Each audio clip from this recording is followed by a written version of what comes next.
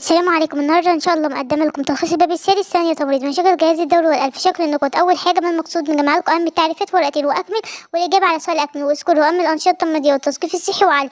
ولو انتم عاوزين نلخص اي باب معين اكتبوه في الكومنتات عشان ما تنسوش تعملوا لايك وسبسكرايب واشتراك في القناه وتفعلوا الجرس عشان يوصلكوا اي جديد.